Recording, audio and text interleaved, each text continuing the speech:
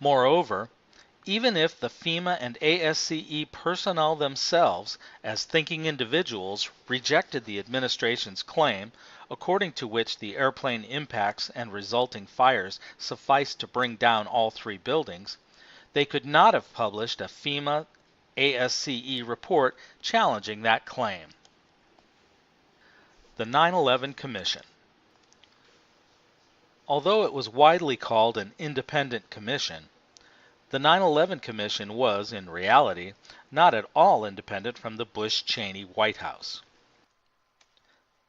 This commission was run by its executive director, Philip Zelikow, not by its co-chairmen, Thomas Kean and Lee Hamilton, and the other 8 commissioners we saw on television. The commission's work was done by Zelikow and the 85 members of his staff, all of whom worked directly under him.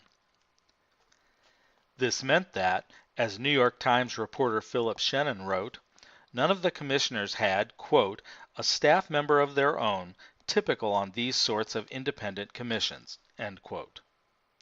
Zelikow thereby prevented, quote, any of the commissioners from striking out on their own in the investigation, end quote. Besides directing the staff's work, telling them what to investigate and hence what not to investigate, Zelikow was largely responsible for the Commission's final product, the 9/11 Commission report. Moreover, Shannon reported, Zelikow had secretly outlined this book and hence had determined its conclusions in advance, before the Commission staff had even begun its work. Why is this important? Because Zelikow was essentially a member of the Bush White House. He was especially close to Condoleezza Rice.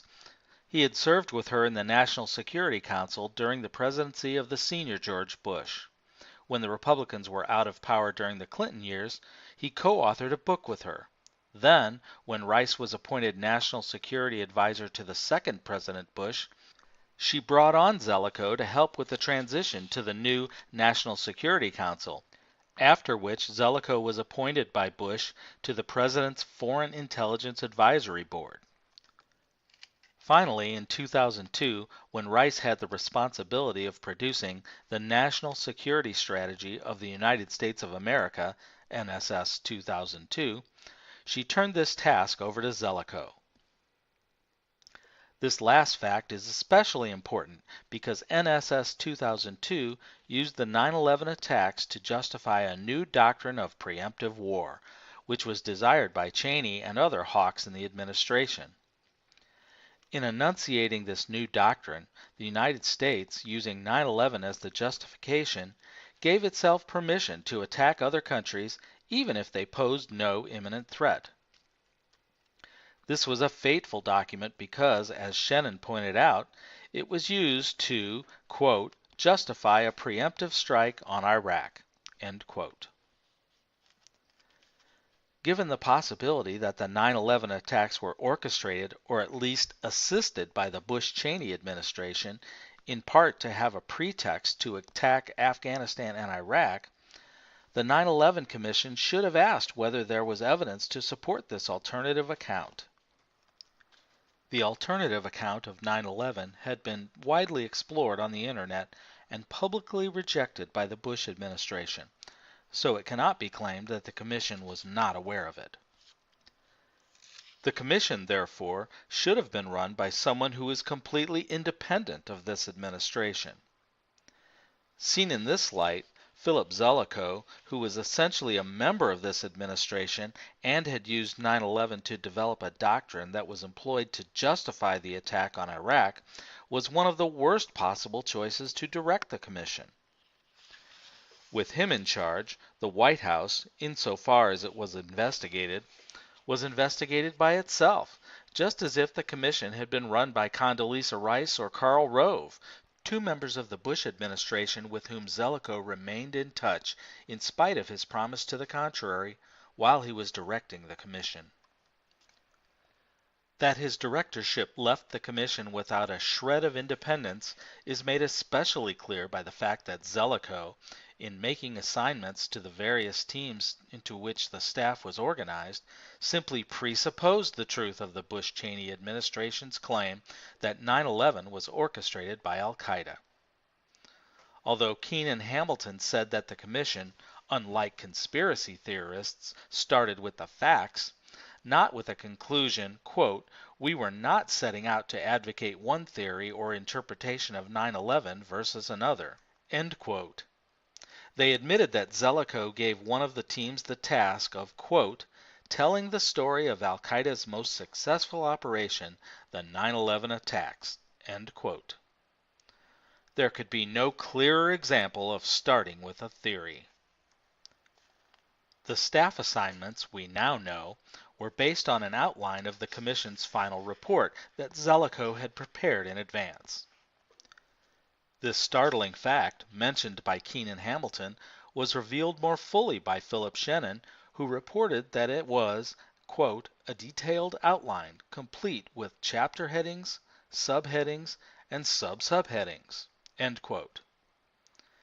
Shannon also revealed that Keene and Hamilton conspired with Zelikow to conceal the existence of this outline, for fear that the staff would regard this outline, quote, "as evidence that they and Zelikow had predetermined the report's outcome," end quote.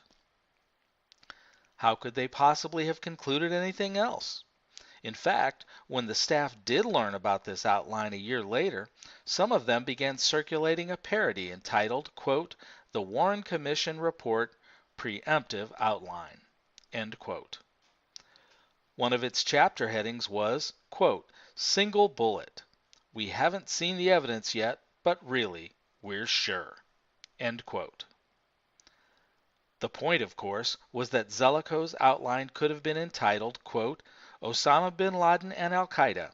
We haven't seen the evidence yet, but really, we're sure," end quote.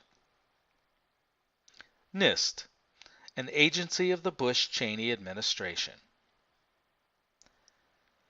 If both FEMA and the 9/11 Commission were controlled by representatives of the Bush-Cheney administration, what about NIST? It was, if anything, even worse. The most obvious problem is simply the fact that NIST is an agency of the U.S. Department of Commerce. During the years in which its report on the Twin Towers and WTC-7 were produced, therefore, NIST was an agency of the Bush-Cheney administration. Accordingly, if the scientists working on NIST's report personally concluded that the buildings were brought down by explosives, the NIST reports themselves could not have said this, because to say this would be to imply that the attacks had been facilitated by insiders. Why? Because only insiders could have secured the access to the buildings that would have been required to plant the explosives. As to how insiders could have gotten this access, the 9/11 Truth Movement has pointed out that Marvin Bush, one of the president's brothers, was a principal of Securicom, a company that provided security for the World Trade Center, and that Wirt Walker III, a cousin, was its CEO. In any case, given the fact that NIST was an agency of the Bush-Cheney administration while it was preparing its WTC reports, we must be alert to the possibility that its reports were at least partly political, and hence not purely scientific in nature.